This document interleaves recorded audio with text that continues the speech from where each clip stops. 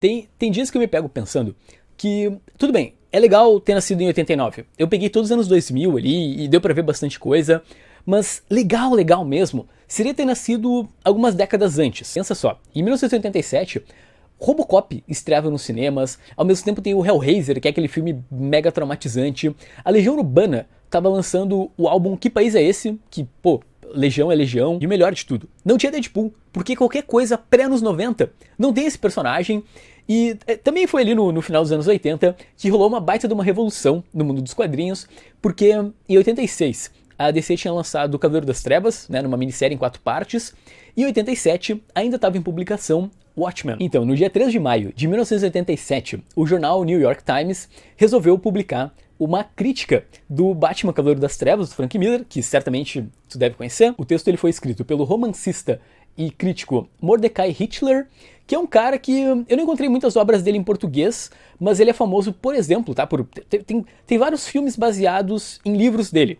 Um deles é o Barney Version, né, que é a versão de Barney, que ganhou uma adaptação ali em 2010. O ponto é que o Hitler, ele conseguiu algo que nem o Superman conseguiu.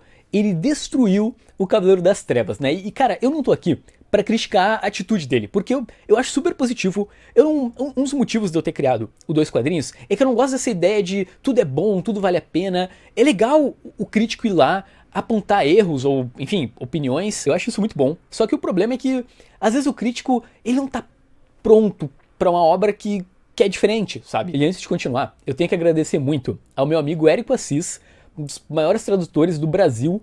Ele me ajudou traduzindo, né? Porque como eu queria apresentar no canal, porque basicamente não existe uma versão em português desse texto. Então, como eu queria apresentar no canal, eu fui atrás do Érico, né? Pedi uma ajuda pra, enfim, pra vocês terem uma experiência melhor com a resenha. E é legal te dizer que, se tu quer aprender um pouco mais sobre quadrinhos, tu pode ouvir o podcast que o Érico tem com outros tradutores, que é o Nota dos Tradutores. Cara, é fenomenal. Assim, sempre que eu escuto qualquer episódio, eles falam até das próprias polêmicas das traduções, né? Polêmicas que rolaram, sei lá, com a Panini, e aí tu vai ver a versão dos tradutores, como é que o processo funciona, né? De quem é, entre aspas, a culpa. Vamos lá.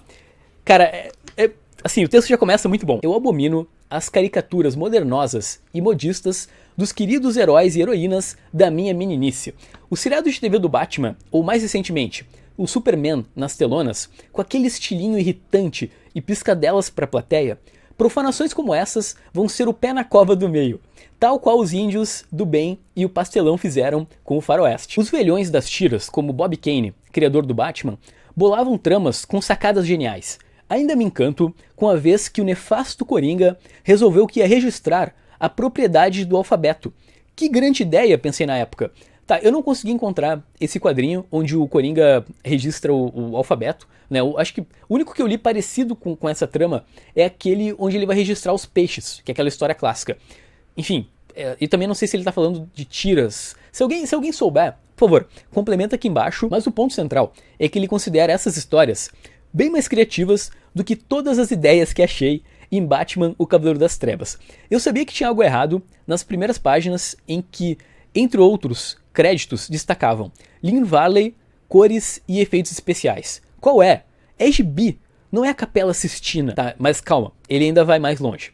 Numa introdução genuinamente portentosa, Alan Moore, obviamente astuto observador da comédia humana, escreve: o mundo à nossa volta mudou e está em mudança constante a passo acelerado, assim como nós. Se não está sabendo, existe uma versão do Cavaleiro das Trevas que tem uma introdução do Alan Moore, tá? Mas isso é assunto para um próximo vídeo, mas ele fala justamente sobre como os heróis estavam evoluindo, como a mídia estava mudando. É difícil acompanhar as tramas confusas, entupidas pelo exagero de texto. Os desenhos trazem Batman e Superman musculosos em nível grotesco e não os queridinhos paladinos dos velhos tempos. Se essa HQ é para crianças, duvido que elas vão se agradar. Se é voltado para os adultos, não são o tipo com quem eu sairia para beber. Assim, se tu procurar o Cavaleiro das Trevas na Wikipedia, tu vai encontrar que, assim, a repercussão foi muito boa e tudo, mas geralmente quando alguém aponta uma crítica negativa, é essa do Mordecai que é citada. E, assim, vamos por partes, né? Ele começa falando ali do lance dos efeitos especiais, né, que foram colocados nos créditos. Eu não tenho essa edição, mas já é um negócio que dá pra ver que ele tava na má vontade, né? Ele já começa criticando, sei lá, os créditos do gibi. Até se a gente for ver umas fotos do Mordecai, né, eu dei uma pesquisada, ele parecia ser um cara muito inteligente, mas ele não tava muito afim, né? Geralmente nas fotos ele tava meio com cara de bunda. Para esse vídeo, eu tava com uma tese de que talvez o cara não tivesse pronto pro impacto do Cavaleiro das Trevas, sabe? Ele não... e dá pra entender.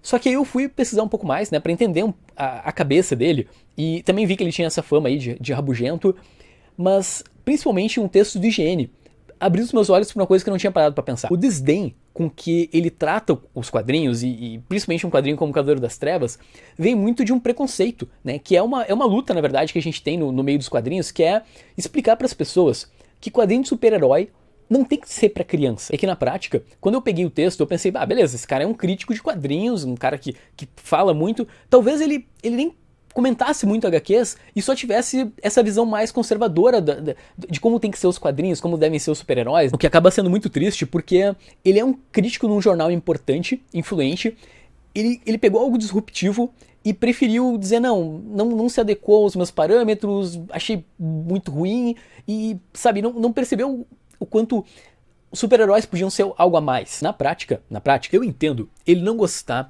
dos desenhos do Frank Miller, assim, de início, porque é muito diferente realmente do Curt Swan, sei lá, do Jorge Pérez, que são os grandes desenhistas ali daquele período, né, Neil Adams, mas a parte do muito texto e da trama difícil de acompanhar, cara, ele leu com a bunda, tá? Ele leu, na verdade, essa foto é o momento que o Mordecai estava lendo Cavaleiro das Trevas. Ele estava nessa empolgação que vocês estão vendo aí, ele estava praticamente cantando aí uma bela canção. Então é isso, essa é a volta do Dois Quadrinhos Vintage, né? A ideia é justamente recuperar matérias e artigos que foram impactantes na sua época. Eu assinei o New York Times para poder apresentar essa imagem aí para vocês.